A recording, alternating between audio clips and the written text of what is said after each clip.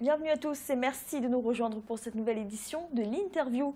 Aujourd'hui, je reçois Maître Guillaume Manjolo, porte-parole du Front commun pour le Congo en République démocratique du Congo.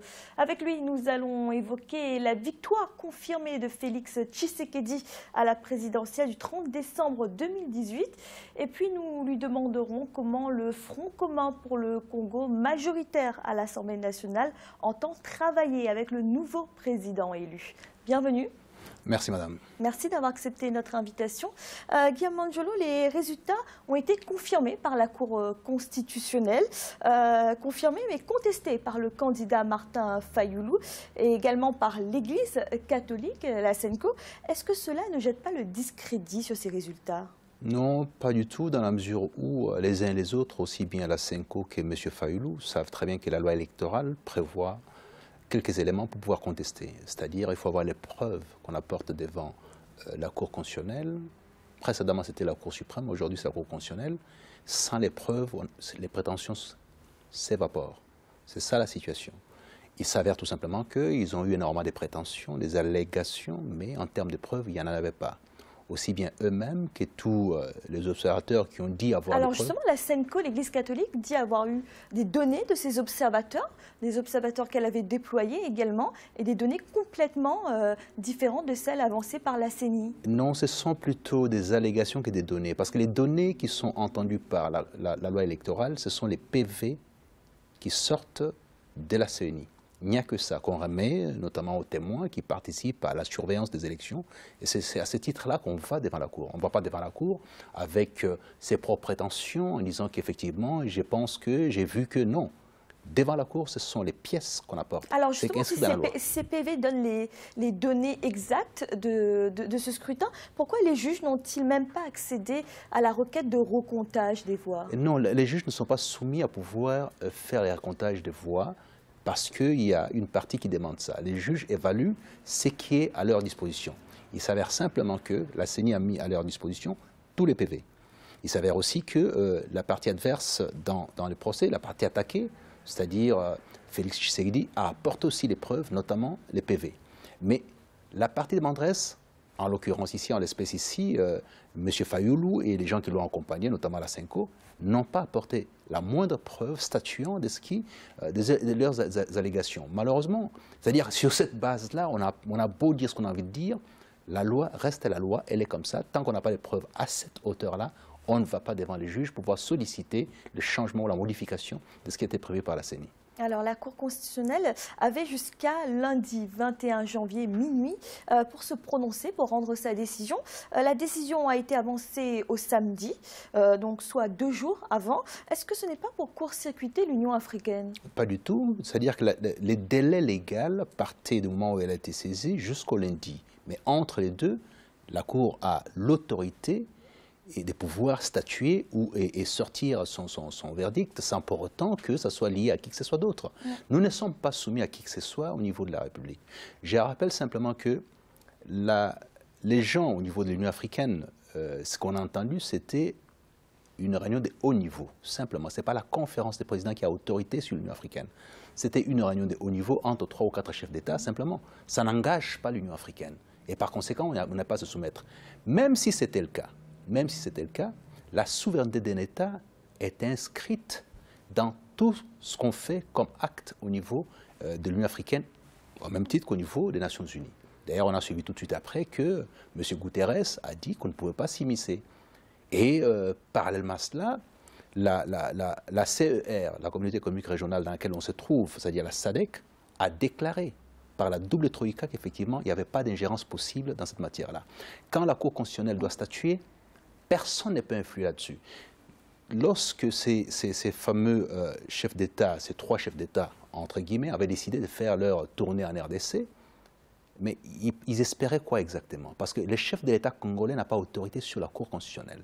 Le gouvernement congolais n'a pas autorité sur la Cour constitutionnelle. Donc personne ne peut indiquer à la Cour constitutionnelle en disant voilà, on nous a dit quelque part qu'il faudrait... Alors on a bien compris que vous n'êtes pas soumis ni à l'Union africaine ni à la communauté internationale, mais quand même, quelle est cette stratégie de se mettre à dos l'Union africaine? Mais non, on ne s'est pas mis à dos l'Union africaine. Il y a un chef d'État ou 2 qui ont eu permettez les termes, l'outrecuidance de penser qu'ils pouvaient s'ingérer dans la matière interne de la RDC en dehors des règles de l'Union. Ça n'existait pas. Vous parlez du président rwandais Paul Kagame? Mais le président rwandais est réputé pour ne pas être démocrate. Ce monsieur a modifié sa constitution. Il doit rester en 2034. En vertu de quoi aurait-il l'autorité de venir nous parler de démocratie alors que chez lui, ça n'existe même pas. Il a un parti politique, un seul parti unique. Et par conséquent, il ne peut pas se permettre de nous donner des leçons de démocratie. Nous sommes le seul pays, madame, au niveau de l'Afrique centrale, qui vient de connaître 3 élections démocratiques qui ne sont pas forcément parfaites, on le sait très bien. Mais en même temps, nous aurons la première alternance depuis 1960 qui soit pacifique. Tous nos chefs d'État ont été assassinés, notamment le tout premier qui était le chef du gouvernement, Lumumba, qui a été assassiné alors qu'il avait gagné l'élection. Et à la suite de ça, on a eu énormément de souffrances. Donc aujourd'hui, nous avons la première alternance pacifique de la majorité ou de ceux qui gouvernent vers l'opposition. C'est n'est jamais arrivé au niveau de l'Afrique centrale. Et voilà, nous innovons dans ce secteur-là. Joseph Kabila n'a pas modifié la Constitution, il a maintenu le cap, il a dit qu'il respectait les institutions, il l'a respecté, et la Constitution y compris. D'ailleurs, c'est lui qui a été le père de cette Constitution en 2006. Et par conséquent, nous lui devons cette Constitution, il l'a respecté, sa Constitution. Alors vous dites que c'est la première transition vers une transition pacifique, vers l'opposition. Et justement, le Front commun pour le Congo a l'air de se réjouir de cette victoire. Ce n'est pas étrange finalement que le FCC soit si satisfait de la victoire d'un des opposants majeurs au pouvoir? Non, il n'y a pas une satisfaction de cette nature-là. On ne s'est réjoui pas. On s'est réjoui au fait du processus électoral de la démocratie. Le peuple congolais a porté à sa tête les fils d'un opposant de plus ou moins 30 ans d'opposition, qui a une base réelle, et a gardé la confiance entre les mains de cadres du FCC, des députés aujourd'hui du FCC, qui vont donner aussi les sénateurs, l'Assemblée nationale et FCC quasiment, et les assemblées provinciales idem. Bon, on se retrouve quasiment tous dans une cohésion particulière où il y a une sorte d'union de la tête et du cœur par rapport à tout ce qui vient de l'extérieur. Nous sommes aujourd'hui, madame, ce que j'ai appelé, j'ai nommé, en conceptualisant la centralité. C'est-à-dire le centre du monde sera la RDC demain pour la simple raison que celle-ci. La transition énergétique de la planète passe par la RDC. Alors tout de même, des rumeurs ont évoqué des rencontres secrètes entre le président Joseph Kabila et Félix Tshisekedi avant la publication des résultats. Est-ce que ça veut dire que le président Joseph Kabila a quelque part organisé le pouvoir pour la suite? J'apprécie énormément la manière dont vous entamez la phrase. Vous dites des rumeurs. On ne peut pas construire une vie sur des rumeurs. Ce ne sont que des rumeurs. Nous avons porté notre candidat Emmanuel Ramazani Shadary. Moi, j'étais son porte-parole pendant cette période très difficile. On a été sur le terrain. Il a été lâché par le président Joseph Kabila? Il n'a jamais été lâché. Il savait tout simplement qu'il a atteint 4 millions de voix et l'autre a eu 7 millions de voix. Alors, on se soumet. Alors, ça aurait été intéressant qu'on nous dise que nous avons gagné l'élection par tricherie. Ce n'est pas le cas. C'est l'opposition, c'est-à-dire que M. Félix Tshilombo Tshisekedi qui a gagné l'élection, qui est l'actuel président de la République. Alors vous n'avez pas gagné l'élection présidentielle, mais vous êtes majoritaire à l'Assemblée nationale. Tout à fait. Vous allez donc continuer à gouverner. Mais, écoutez, la constitution de la RDC prévoit 2 mécanismes à ce niveau-là. Il y aura soit la coalition avec les chefs de l'État, soit la cohabitation. Donc on verra quels seront les termes applicables à la situation. Mais le Premier ministre sera issu de vos rangs. Mais tout à fait, parce que nous avons la majorité à l'Assemblée nationale. Cela pourrait être Emmanuel Ramazani Shadary? Ça, il appartient au chef de la majorité, à savoir ici, l'autorité morale de la majorité, c'est Joseph Kabila Kabange, qui déterminera, en regard des forces politiques, ici et là, pour voir un peu quelle est la branche du FCC qui devra gérer le gouvernement. Donc on n'en est pas encore là. Il lui appartient à lui seul, parce que c'est lui qui a construit cette majorité, c'est lui qui a construit le FCC, c'est lui qui l'a créé quasiment. J'ai eu l'opportunité de participer à la réunion où il entendait pouvoir élargir la majorité présidentielle à ceux qui nous sont rejoints par la suite. C'était à Kinakati. Il m'en souvient encore que c'était dans cette optique-là, de dire comment est-ce qu'on peut continuer à gouverner.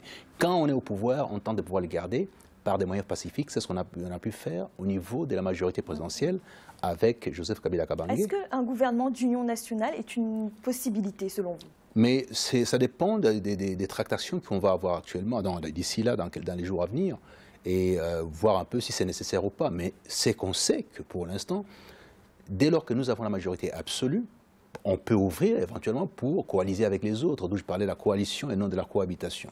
Bon, maintenant, il appartient à ceux qui gèrent à ce niveau-là, c'est-à-dire Joseph Kabila, face à Félix Tshisekedi, pour évaluer un peu quels seraient les mécanismes applicables pour vivre dans l'apaisement et construire les pays, continuer à faire les programmes lancés par les pères de l'indépendance. Donc, on est là pour l'instant. Guillaume Mandiolo, vous êtes le porte-parole du Front commun pour le Congo en République démocratique du Congo. Merci d'avoir répondu à nos questions. Merci à vous, madame. Et merci à vous de nous avoir suivis. N'oubliez pas, vous pouvez retrouver cette émission et tous nos autres programmes sur www.africa24tv.com et à bientôt pour un nouveau rendez-vous de l'interview.